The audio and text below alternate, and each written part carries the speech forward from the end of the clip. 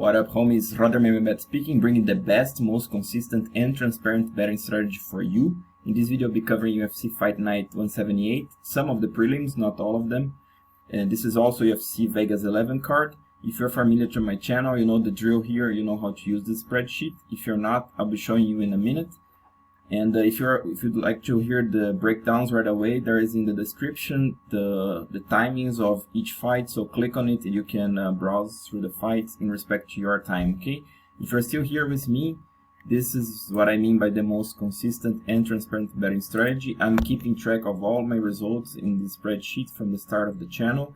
So basically everything is consolidated here. I'm not gonna go through this, but basically it has been 36.65% of my total betting money that I have in profit up until this point, or 132.85% of per event. Okay, and this is how I'm doing this is how I did in July, then August, and in the current months. This is the profit, or in this case of the low confidence bets here, the small loss per confidence level. Okay, so more of that in the introductory video. Feel free to check it out, and then you're gonna be able to use the spreadsheet to your best interest. Okay, so let me break down the prelims for you guys. Like I said, I'm not gonna break down everything because it would be too long video.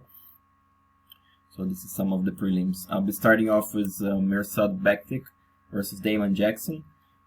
So tough fight for Jackson in my opinion. Bektic, he has all the tools to win the fight, except that I do not like much his chin. That's why I'm actually not betting the fight.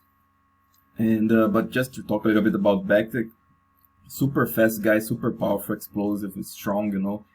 He's very solid all around, you know, explosive wrestling, you know, explosive hands, great striking inside, you know, move the head, hands up, you know, chin down, strong defense. And you know, he's thrown leather. He's not afraid to throw. He has nasty power. He goes flying knees, you know, he mixes it up with takedowns from the top. He's a nightmare. Nasty ground and pound. He can also go for arm triangles and chokes. He can take the back. So he's a very complete fighter, you know. For me, he's still one of the best guys out there. His downfall is his chin, you know. He has quite weak chin. He can get touched, then weirdly he just, you know, gets dropped by not powerful shots. So Jackson, he's been in the UFC before. He's taking this fight in short notice. But about him, he's a big featherweight. He's decently well-rounded, you know. He's way far from Bektic's level, but he's tough, you know. He's always in the fight, and he's coming to win, you know. Jackson will stand his ground and throw down with Bektic, hoping that he'll try to get his chin. I don't think it's much likely, but it's a possibility. That's why I'm not actually much interested to betting this fight, mainly because of Bektic's chin. You know, every fighter can win, can eat a shot or another, but with the Bektic's chin, and I'm assuming he's a heavy favorite here, that's why I'm not betting this fight, okay? Unless you can get Jackson at plus 800 as a TKO, you know, I think you can get this kind of level, then throw some small percentage there. You never know at the end of the day, and it may be worth it, okay? Alright, so on to the next fight, Tyson versus Jerome Rivera. I used to have this, this is a medium confidence bet recommendation, but the thing is that to be honest, I skipped some of the videos here because of the timing. You know, there are so many fights to cover, and again, I'm quite short this week. So I think I'm not gonna read everything I wrote here. So if you're interested in to knowing what I wrote, just pause the video and take a look. But basically, how do I see this fight playing out? You know, Nam from getting aggressive, getting to Rivera's face, throwing leather and catching him eventually, and taking a TKO. You know, I would say round one, but it's a tough one to say. You never know how much the other guy will endure, especially Rivera, 25 years old, and should be still a strong chin, but I do think he's going to be TKO'd here. Rivera, he likes to use kicks. He's a long guy, you know. He's quite big for the division as well, for a flyweight. But I'm not impressed, you know. Some of the other guys that I listen, you know, I think people are getting a little bit biased because of his age, you know, and he's quite good on the submissions, but I don't see much how he can win this fight, because I don't see him being able to take down Nam, you know. And Nam, you guys know the Tyson power that he has. He's really legit powers in the flyweight division, you know. So that's why I'm picking them, and I'm actually betting him. Like I said, it would be a medium confident bet, but since I skipped some videos, I decided to go for a low confidence bet, okay? But it's one of my biggest of the cards, so Nam by TKO. Next one, Ewell versus Rivera, so another Rivera here, now Irwin. I'm also not gonna read everything I wrote here, guys, but basically Ewell, massive range. It's just ridiculous. This guy looks like he's a welterweight, you know, but he fights as a bantamweight. What I don't like much about Ewell is he could do better with his volume, you know, and he kind of has an odd style with the hands down when he doesn't have to. But you know, I see him being able to out jab Rivera. He throws more volume than Rivera. He goes to the body. He uses kicks eventually. He's a tough guy, you know, not he has a strong chin, but he's susceptible to the body, you know. If you like Rivera, I've seen some guys talking good things about Rivera. Honestly, I haven't seen much, you know, to be impressed. I saw a guy who is tough, you know, who is maybe deserves to be in the UFC, but he's like a little bit lower than average, UFC average, obviously. He's a strong guy, you know. He's very quite thickly muscled, you know, quite short but powerful for the division. Good wrestling, you know, not that good, but I can say decent wrestling and decent well-roundedness. The most impressive thing was his Superman combos. He throws a very nice quick switch Superman, and then he finishes, I think, to the body maybe. But I haven't seen much rather than that, and I do think he will be able to avoid those shots since he has just ridiculous range advantages, you know, like 8 inches. So it's just ridiculous, guys. He's super long. It's incredible, you know? And that's how basically I see Ewell from the outside, jabbing him, throwing to the body, you know, being able to avoid the heaviest shots. And I don't think Rivera can take him down. Ewell, he has not the best takedown defense, but he's so long that it's so tough to take down. I think I don't know which commentator said it's like, I think Dominic Cruz says it's like taking a kitchen table down. These long guys, you know. So definitely a good but not a great wrestler like Rivera wouldn't be able to take Ewell down, in my opinion. Okay, that's why I'm picking and betting Ewell, and quite confident here. I'm still putting low, but it's one of my confident bets. Okay, so next one, to Randy Costa versus Jordan Newson. This is the one I have seen some footage because some guys that I like to listen here, they are picking Newson. Guys, to be honest, I find it tough to pick Newson because of Costa's potential. The guy is so big, you know, and he's so creative, and then he goes on the attack mode. He throws so much, you know, combos and so much power, and he's so creative, you know.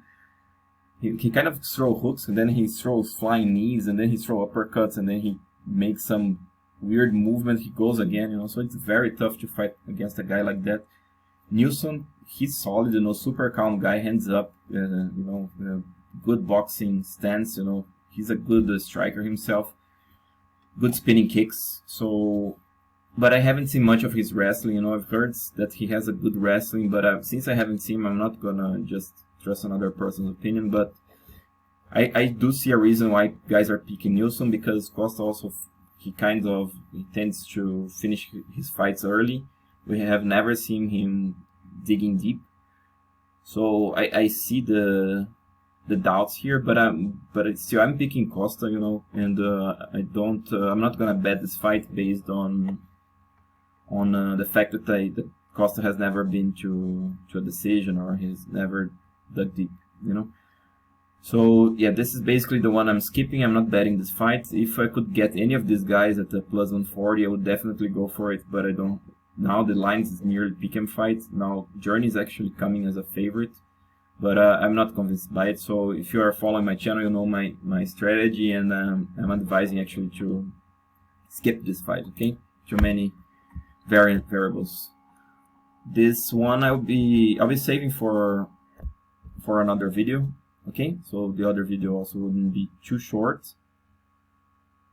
Actually, let me do this one for you guys. Yeah, let me do this one. The next one will be a little bit shorter. So, okay, Jordan Espinosa versus David Dvorak. Very tough fight to call. You know, very tough fight to bet. That's why I'm actually skipping this fight. And why? Because I was inclined to betting Espinosa, because from what I've seen from videos, I do see him edging Dvorak in speed, you know, and throwing those nasty jabs, those quick, you know, combos. But Dvorak has so much potential on the grappling, you know. He's a solid striking. If it would be technique for technique, I would favor Dvorak, but it's not. So based on the speed, I would be favoring Espinosa, but Dvorak, he can, you know, wrestle a little bit. And if he times some Espinosa on takedowns, or he can time him on an overhand, right, he can actually drop him, take him down, and Dvorak is very good, you know. From the top, he's great taking the back, he's strong on the ground, you know, he's heavy, he has strong chokes. So that's why I'm not betting this fight, because from what I see from videos, I would go Espinosa, but since Dvorak has so much potential and so great grappling, I think the safest here is to skip this fight, okay? So this is also my advice for you, unless you can maybe get Espinosa in a decision. I tried this line. Espinosa was like plus 150 on a decision, it's too little. Actually, I went for Dvorak on this prop bet here. Forgot to mention that. So, by the way, just coming to the wrap up. So Dvorak, where is he? Espinosa and Dvorak, here he is. Right, I put sub on Dvorak plus 400. I actually got that at plus 600, so I took a bet here. This would be a good prop bet. Or round 3. I got Dvorak in round 3 for plus 2000, so it was also an awesome bet. Okay, so just to wrap this up, this is basically how I'm betting. And just to comment also, I'm also betting Borella at plus 215. Great bet in my opinion. You know, I'm going for 1.5% of the money, even in the other video. I didn't say that because the lines were different. Now I'm betting Borella as well. Okay, so just to quickly wrap up, this is actually not a correct prop. This is wrong. I'm sorry. This is the one I'm not betting. So I'm not betting Newson, neither Costa. Okay, let me remove this one. My bet here. I'm betting Ewell, I'm betting Nam. I'm skipping Dvorak and Espinosa, and this one I haven't covered. And yeah, I think that's basically it. Okay, guys. So hope you enjoyed. Please like and subscribe, and keep your eye open for the next video. Until there, this is Roderman by Bet, bringing the best, most consistent, and transparent betting strategy for you.